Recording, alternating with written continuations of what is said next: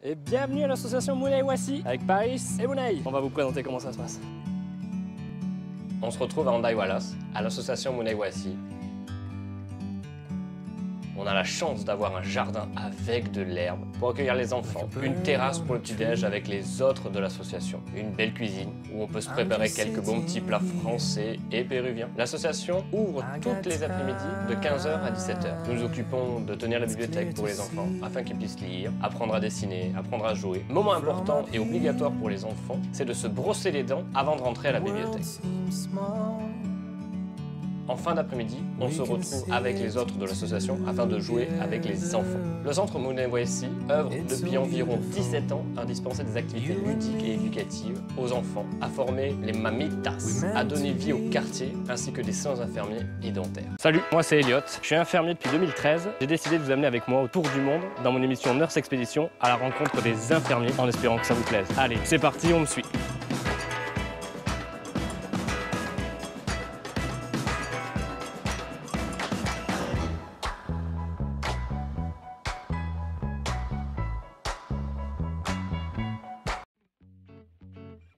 Salut tout le monde, aujourd'hui on se retrouve au Pérou. Je vais vous présenter ce que c'est qu'un infirmier en mission humanitaire ou volontariat. Là je suis avec Hugo, un étudiant infirmier qui est venu en stage pendant 5 semaines à Hendaye Wallace. Et là on a décidé d'aller chercher des personnes âgées en maison de retraite où ils sont que 10, ils n'ont pas trop d'argent. Et parce que l'association dans laquelle on travaille, il y a des dentistes, il y a des kinés de France qui sont venus se proposer leur aide gratuitement, se faire des soins dentaires et avoir du kiné, ainsi qu'une sœur qui s'occupe d'elle parce que c'est un hospice religieux en fait dans lequel on va.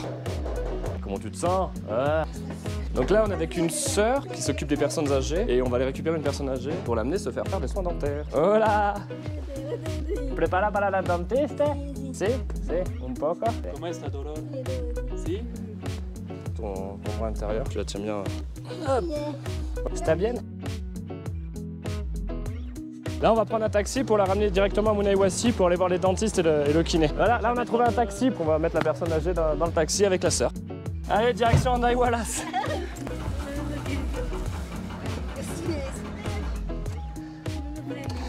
Ça démarre pas. Bon, on a pris un taxi pour aller à Hendaye Wallace, c'est bon, la personne âgée est derrière, Hugo est derrière, tout va bien, mais le taxi démarre pas. On n'a pas bougé. Alors on se retrouve à prendre un autre taxi parce que le premier taxi est en panne. Premier taxi perdu. Allez Hugo, en route pour un deuxième taxi. T'es chaud quoi? Chaud. Là, y a pas de taxi, hein? Pourtant, c'était une journée facile, non? Allez, go, je suis sûr que c'est le bon. Ouais, mais c'est... Bravo. C'est pas grave. Nanana, on est parti.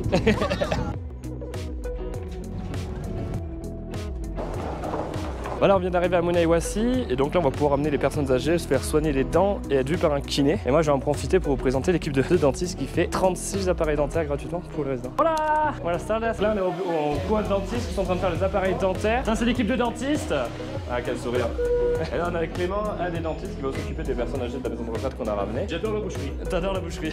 Là ça y est, mes résidents vont pouvoir passer chez le dentiste. Clément, un kiné de l'équipe de soins qui va s'occuper de la personne âgée. Alors, le kiné.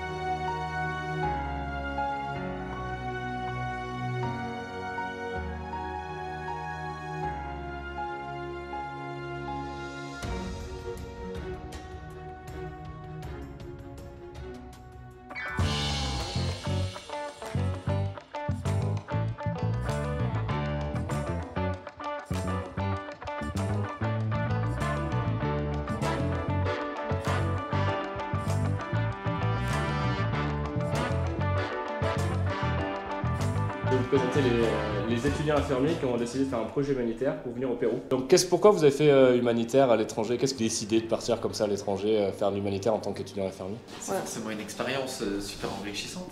Découvrir une nouvelle culture, voir comment on procède dans un autre pays. Le Pérou qui est quand même un pays plus pauvre que la France, voir ce qu'ils offrent comme soins par rapport à la France qui est un pays assez riche. Et sur votre première semaine, comment ça s'est passé?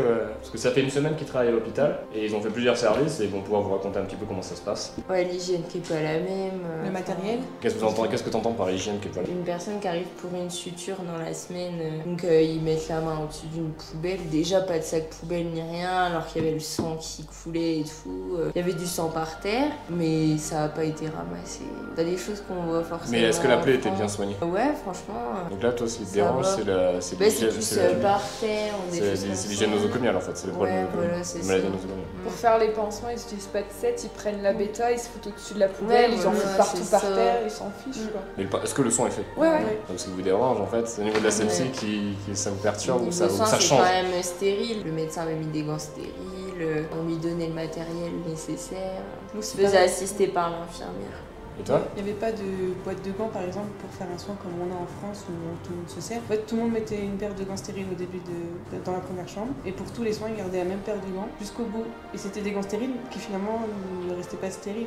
Ça adapte vachement, je vois les draps. Enfin, moi, ça m'a quand même choqué.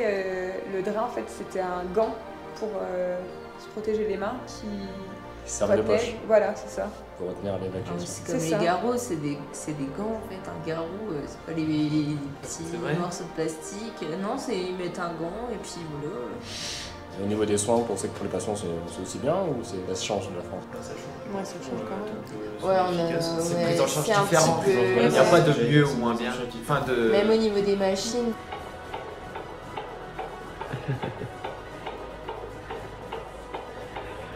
Après j'ai rencontré des garçons qui ont eu la chance d'être dans ce service de psychiatrie pour enfants. Ce qui m'a plus choqué, c'était vraiment pourquoi les enfants étaient là. C'est pas du tout les mêmes raisons. Pourquoi les enfants en France sont là souvent. Alcooliques à 10 ans, addicts à l'ordinateur. Enfin, après ça, je trouvais un peu excessif. L'addiction à l'ordinateur, c'était juste un enfant. Mais peut-être que dans leur culture à eux, jouer plus de 6 heures à l'ordinateur, c'est vu comme une addiction. Ouais, c'est tout ce que vous allez apprendre sur les semaines à venir dans les stages. Quoi. Après, la prise en charge du psychiatre a été complètement différente.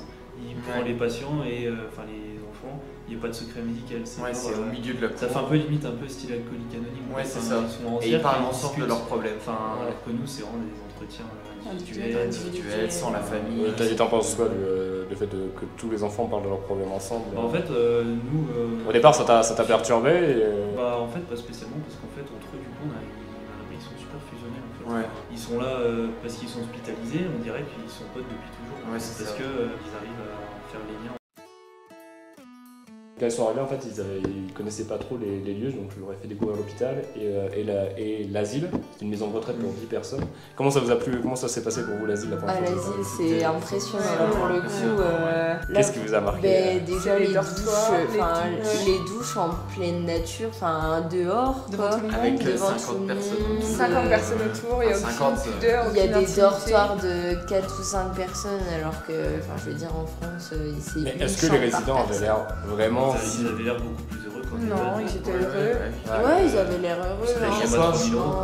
C'est ce qu'il faut savoir, c'est que quand on est arrivé, il y avait aussi une vingtaine d'étudiants de l'université qui étaient venus aider à nettoyer la maison de retraite et qui aidaient à faire les toilettes aux résidents dehors en plein soleil. En fait, par rapport aux méthodes françaises où c'est tout seul dans une salle de bain en intimité, Là, il y avait ils sont peut-être 3 à laver la personne.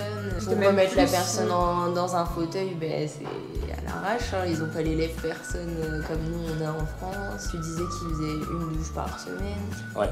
Là, en fait, Une là, douche par semaine alors quand on est que arrivé, en nous, fait, ouais. il y avait les universitaires qui étaient là en plus, ce qui fait qu'il y avait 40 personnes qui ont permis de remettre un bon coup de propre dans toute la maison de retraite. Ces personnes-là sont lavées qu'une seule fois par semaine. On a Pour vous, galéré, comment étaient traités les résidents de cette époque? Super bien. Respect. Ouais. Plus que ce que vous avez pu voir en France, enfin, Je trouve Ouais, qu'on se prend carrément. la tête pour pas mal de choses pour nous, en fait. ouais. Que ce soit sur des protocoles, sur. En fait, on a C'est très protocolisé. Ouais, C'est là de vous je dire, pense aux finalement, patients, une parce personne que- âgée au soleil toute Ouais, nue qui se fait voilà, laver par ouais. 4 personnes qui sourit, ça se passe aussi bien. Alors que là, ils sont vraiment tous ensemble toute la journée. C'est pas Les gens sont cher. très accueillants, je trouve. Et ouais, ils sont. Comparé à la ils sont France, vachement ils sont surpris souriants. de nous. Des fois, en France, quand on est en stage, les médecins, ils en ont rien à péter. Et là, dès qu'on arrive, bon, après, ça se voit sur.